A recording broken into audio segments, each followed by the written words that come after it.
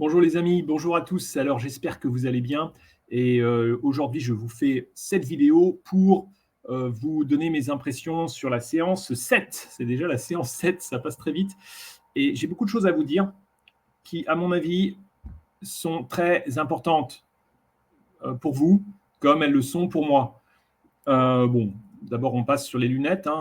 Les lunettes, je vous les recommande. Après, si vous avez le courage de les mettre, parce qu'effectivement, mais on voit très bien avec, et ça aide aussi à ouvrir, comme le disait André en début de vidéo, à développer la glande pinéale. Et puis, j'arrive à bien voir. Moi, je suis très myope. J'ai beaucoup de myopie.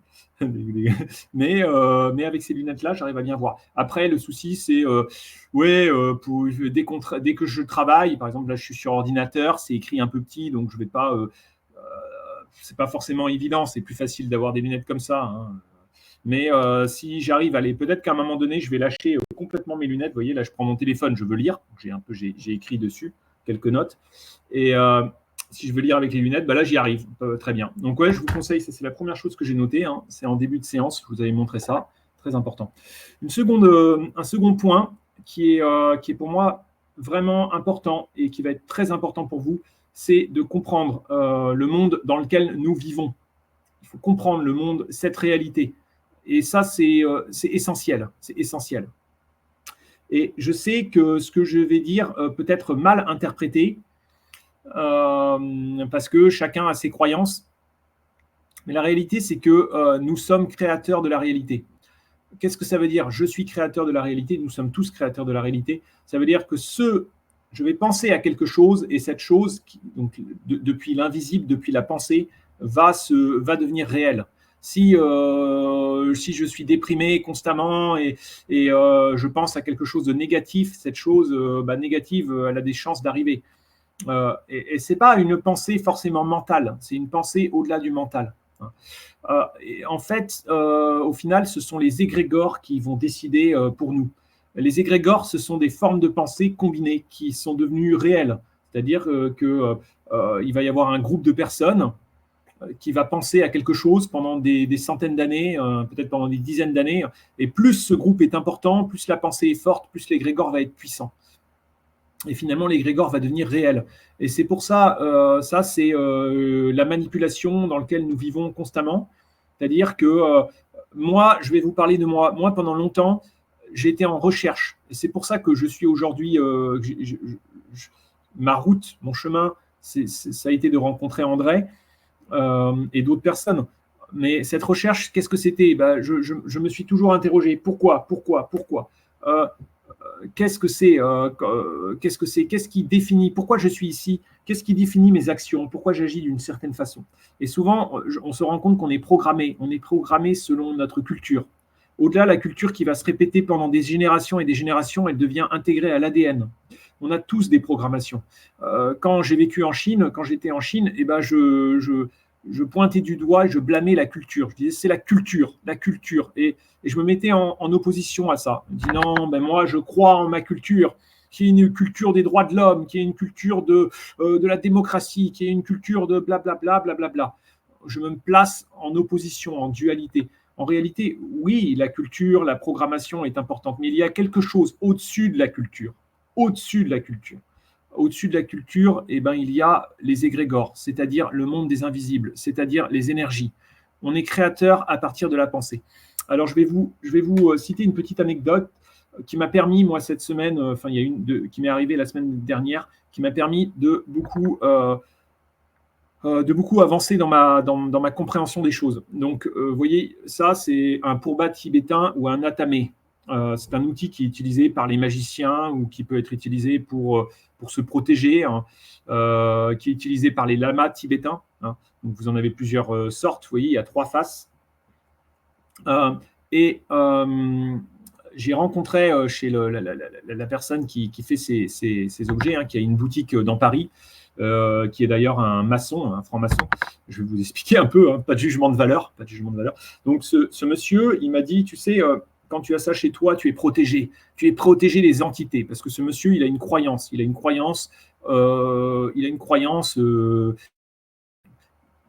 dans les entités, Dieu, le démon, les démons, il a une croyance en tout ça. Il y a beaucoup de personnes qui ont cette croyance-là, qui ont d'un côté, il y a Dieu, de l'autre côté, il y a les anges, de l'autre côté, il y a les démons, et puis il y a des gens qui font de la magie noire et qui peuvent arriver à vous contrôler à distance. Donc il y a cette croyance qui est très ancrée dans notre culture et qu'on va retrouver même dans d'autres pays, mais sous d'autres formes. L'opposition du bien et du mal, et puis on va la retrouver évidemment dans les films, on va la retrouver à la télé, aux informations, le camp du bien, le camp du mal, on retrouve tout ça.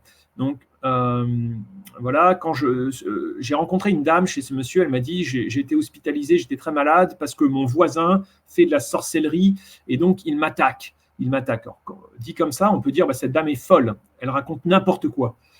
Mais en réalité, elle dit la vérité. Vraiment, elle dit la vérité, c'est-à-dire que, à mon avis, elle est vraiment attaquée. Et ce qui s'est passé, c'est qu'elle a mis ces types d'atamés, elle en a placé chez elle pour protéger son appartement.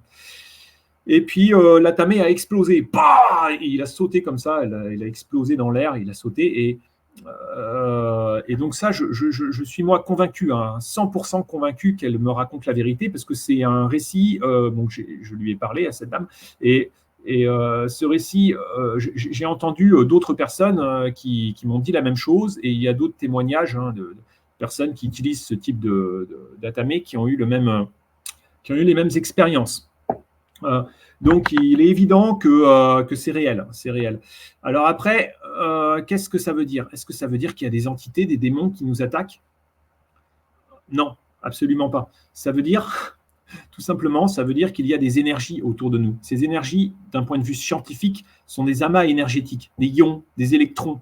Moi, quand je vous parle, j'ai une emprise non verbale sur vous. Cette emprise, elle va passer par le magnétisme. Cette emprise ou cette communication, ce n'est pas forcément une emprise, c'est une forme de télépathie. Je vous envoie de l'énergie et elle existe entre moi et entre vous. Elle existe par la caméra, elle existe quand vous regardez les informations, elle existe quand vous vous promenez dans la forêt, elle existe quand vous êtes avec votre animal de compagnie, un chien, un chat. Donc on envoie des énergies. Et ces énergies, souvent, ce sont des pensées. Et ces pensées, ça peut être des pensées combinées, donc des égrégores.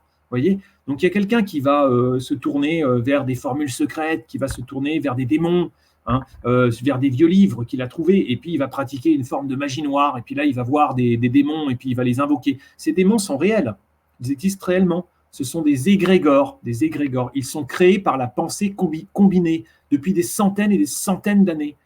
Et ces pensées combinées, eh bien, elles existent de façon autonome.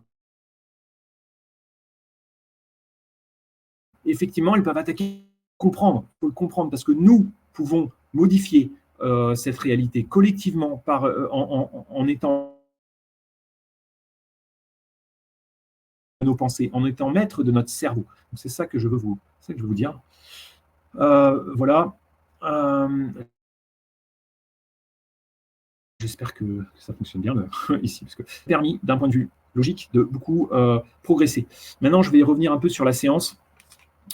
Et ça, effectivement, c'est la vérité derrière pas mal de choses. C'est-à-dire qu'il y a une réalité physique qui est, ah oui, les luttes sociales. Par exemple, je suis allé, moi, visiter des loges maçonniques.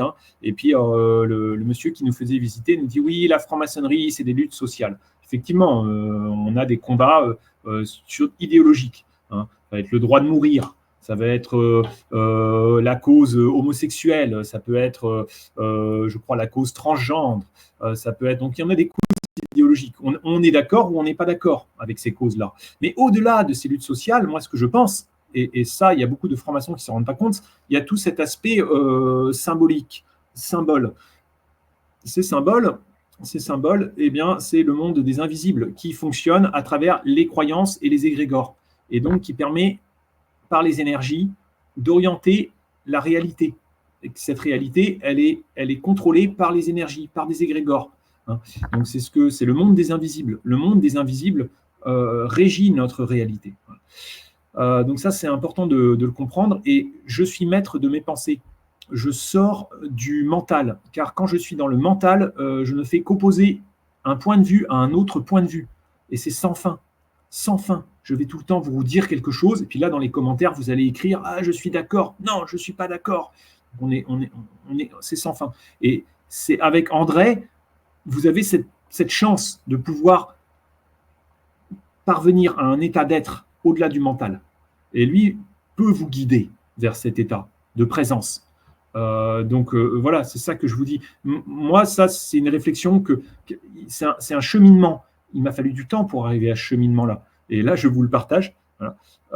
Bon, maintenant, pour revenir sur la séance, donc, en début de séance, il y avait la résonance Schumann. Ça, j'ai trouvé ça intéressant. André parlait de résonance Schumann et la ligne de Hara. Effectivement, le corps, il y a deux lignes. Il y a une ligne comme ceci, là, c'est quoi? C'est vertical et une ligne horizontale. Ce qui est amusant, c'est que parfois, lorsque je fais des soins, par magnétisme ou par non-verbal, comme ça, je sens après que ma ligne horizontale, mon hara, il est un peu plus monté. En début de vidéo, c'est vraiment passionnant ce que fait André, parce que je sens véritablement, lorsqu'il il pousse mon hara, il me pousse, je sens véritablement qu'il a poussé d'un certain... Et là, je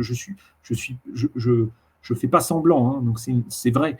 Donc il y a une interaction qui est faite et il peut me tirer en arrière, me pousser vers le haut, me pousser vers le bas. Évidemment, je travaille avec lui. Je me suis mis moi aussi en état de recevoir, en état de subconscient, et puis je reçois. Donc ça, c'est très intéressant. D'ailleurs, il est dit, c'est la connexion de télépsychisme. Voilà. Donc à un moment donné, c'est à la minute 54, et ben, ce qui est très compliqué pendant cette séance, c'est comme je suis en état de subconscient, il y a beaucoup de choses qui me viennent à l'esprit, que j'ai envie de noter, mais en même temps, comme je suis dans un état de relâchement et de subconscient, en fin de séance, je ne m'en souviens plus. J'ai envie de vous les partager maintenant, mais je ne m'en souviens plus. Donc j'ai eu beau regarder de nouveau la vidéo, je ne m'en rappelle plus. Mais en fait, ça n'a pas d'importance parce que c'était que du mental de toute façon. Mais ça pouvait être intéressant pour vous et peut-être même pour moi. C'est pour ça, moi, parfois, quand je fais des soins pour quelqu'un, souvent, j'essaie de rouvrir un œil et de noter un peu, est-ce qu'il y a quelque chose qui m'est arrivé.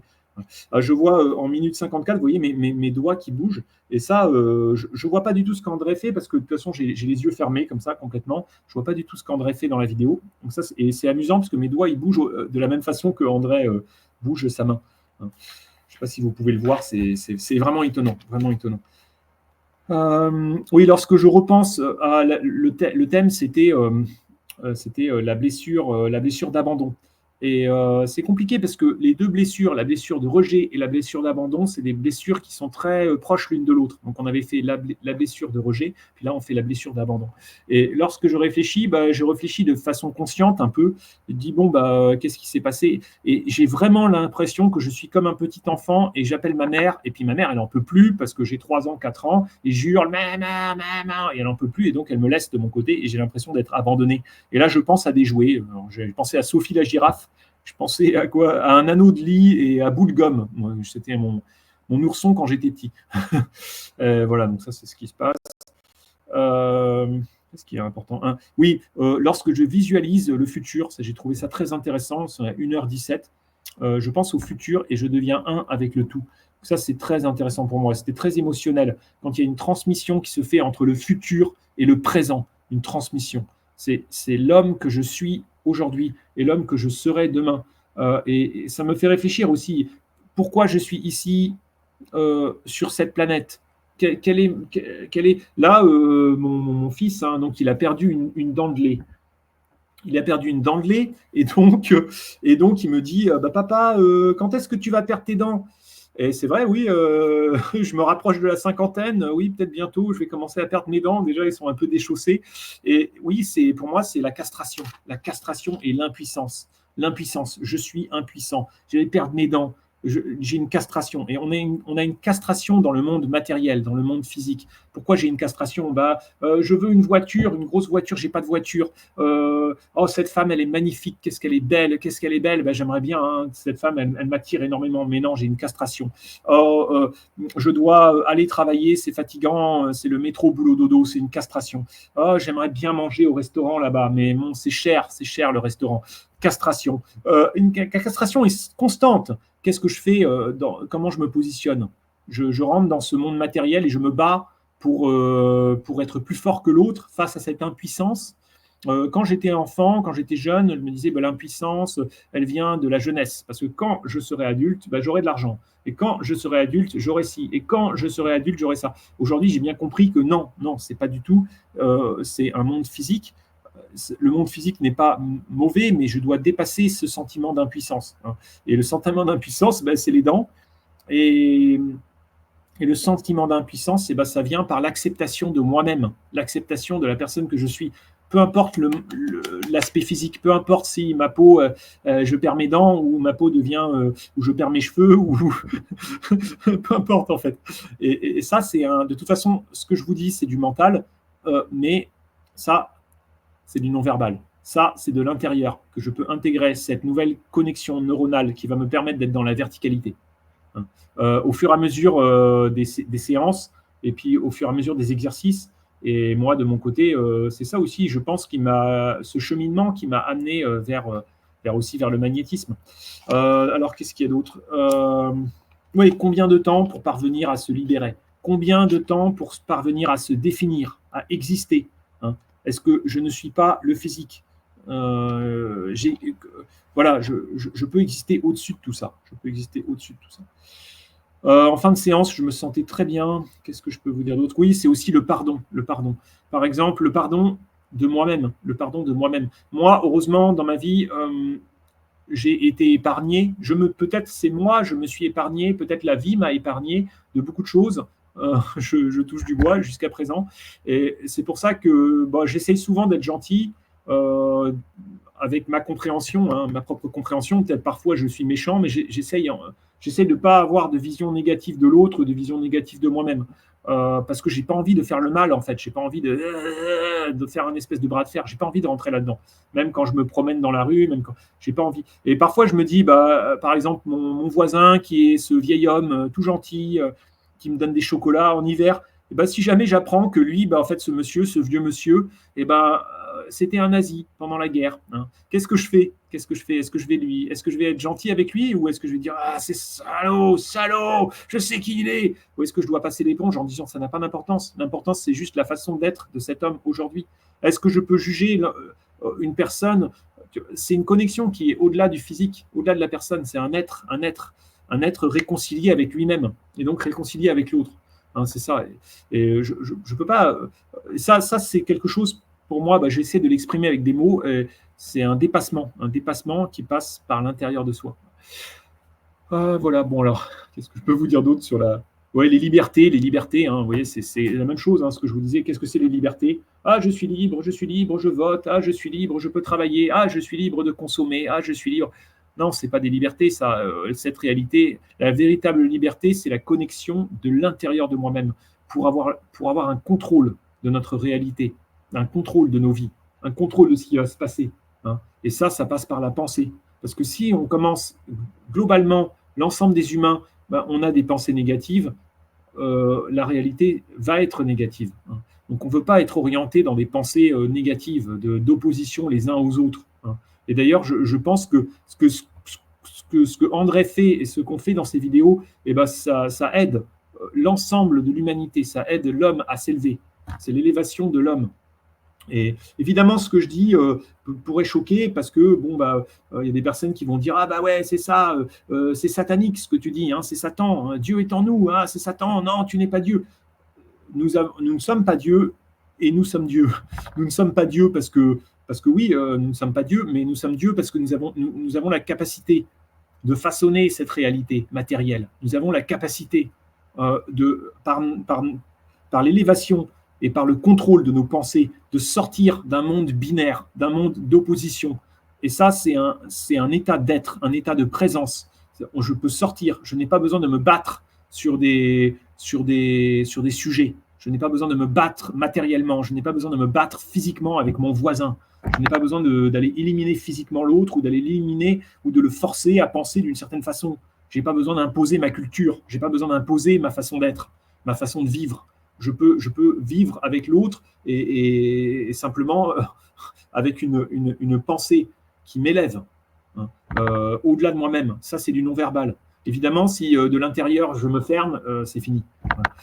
Et je rentre dans les égrégores. Et les égrégores, les pensées collectives me contrôlent. C'est des égrégores qui sont puissants et qui sont poussés depuis des centaines, des milliers d'années, et qui existent au-delà de moi-même. La réalité, elle existe depuis le subconscient, depuis l'invisible. Voilà, c'est ça que je veux vous dire. Donc voilà, c'est encore une séance incroyable. Je vous remercie. J'espère que ce que je dis est pas trop, comment dire, et pas trop, voilà, que c'est quelque chose que je peux dire. Hein. C'est ça. Bon, c'est de toute façon très intéressant. Voilà, hein, c'est ça. C'est-à-dire de mettre. Je reviens sur les notes d'André, hein, parce que lui aussi m'aide parfois on discute. Hein. Oui, c'est ça. L'homme doit être responsable. L'homme est responsable. D'ailleurs, André, il dit toujours gratitude, gratitude, gratitude. Moi, je dis amour, amour, amour, amour, amour. Voilà, on répète amour, mais vraiment d'être en amour. Est-ce que vraiment j'aime l'autre? Est-ce que vraiment je m'aime moi-même? Qu'est-ce que ça veut dire amour? Est-ce que dans ma tête, tu vas être... Non. Est-ce que vraiment j'ai de l'amour pour moi-même et pour l'autre? C'est ça. J'ai un positionnement. Dans l'autre. J'ai un positionnement dans moi-même. J'ai un positionnement dans le tout. Donc ça, je suis capable et non pas de simplement être mon ego, non pas de simplement être dans mon ego, mais d'être avec l'autre. Hein. Donc je ne vais pas faire du mal à l'autre, parce que c'est au-delà de la morale, en fait. C'est de l'intérieur que ça vient. Parce que même la morale va faire, ou la peur, ou les réglementations, les lois, les codes, la société, tout ça, ça vient de l'extérieur. Donc tout ça, c'est limité, en fait. Hein. Tout ça, c'est un jour c'est bien et puis l'autre jour c'est pas bien. C'est contrôlé, c'est limité, ça correspond à rien. Ce sont juste des égrégores au final. Même s'il y a une apparence, c'est un emballage. Voilà, je vous aime. J'espère que c'est une vidéo un peu spéciale aujourd'hui. Je vous aime. Au revoir tout le monde. Au revoir.